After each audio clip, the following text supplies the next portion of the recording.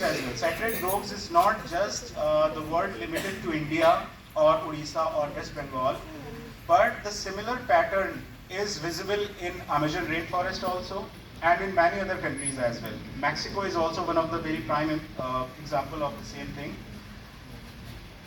There is one more understanding that tribal knowledge is not primitive. It is very much sophisticated science of coexistence, naturally refined over generations. This tribal settlement is just not a way of living, uh, losing the science on one side. If we study the tribal communities, it is now evident. It is very much have been published in the research papers and everywhere that the understanding that has been developed in the tribal communities is very much scientific. Naturally, they have understood how the five elements work, and then they have imbibed yet to come when one person is planting just one tree. And the second thing that I just want to quote is from the Kod tribe of Odisha, and there is a proverb that says that earth does not belong to us, we belong to the earth. So you can see even in the quotations from those tribal settlements, environment and the importance to the sustainability is already imbibed. We only need to figure it out and transcribe it into the ways that the developed society like us, we can follow, and we can somehow uh, just develop a buffer zone where we can work together. So thank you so much. Professor Prasannajit Mishra, Dean Agricultural Extension, to please. Australian Consul General at Calcutta, Mr. Gaurav, scientist from RMNH, Dr. Vasant Kumar Mahantam from Maharaja Ram Chandra Bhans University, Paripada, the Director of Force, Mr. Sanjeev Sharma,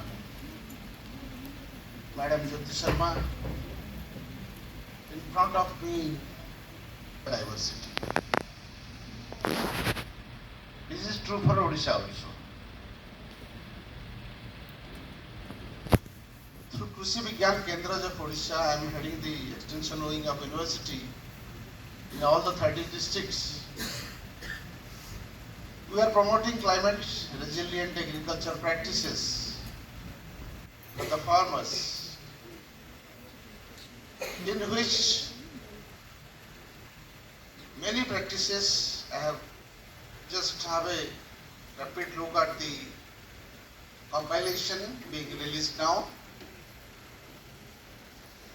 Many indigenous technology knowledge.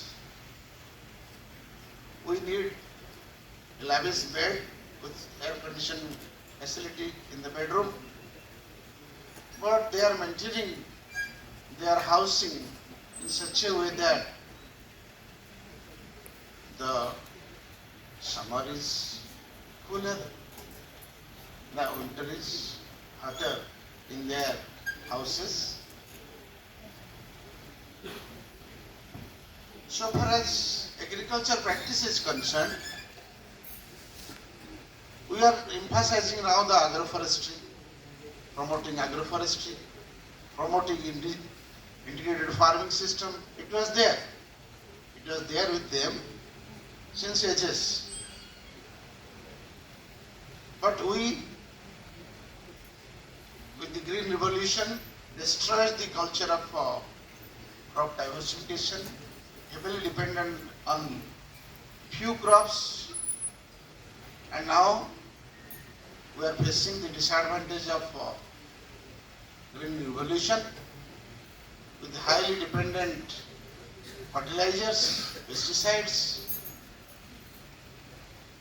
and you see the reverse in tribal areas.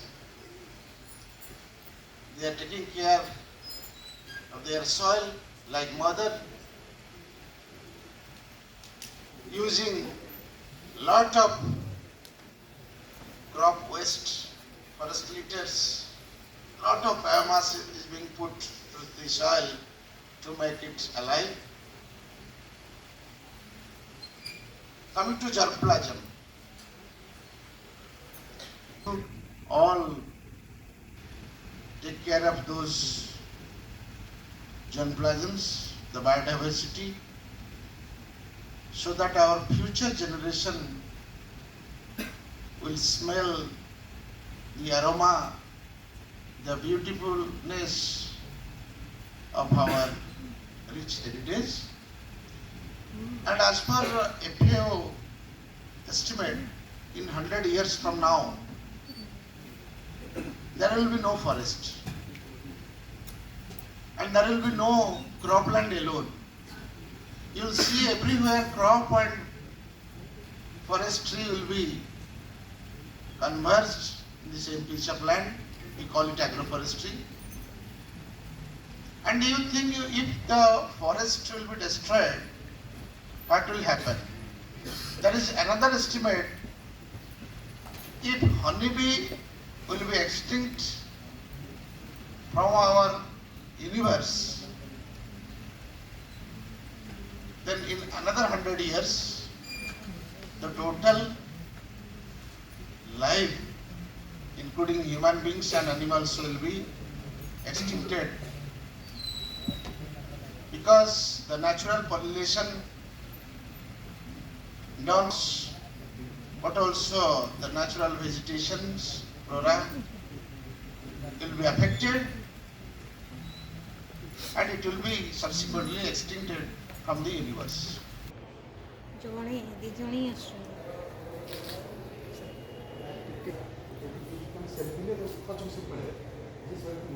The genuine and meaningful participation of Indigenous peoples can only be achieved by respecting water.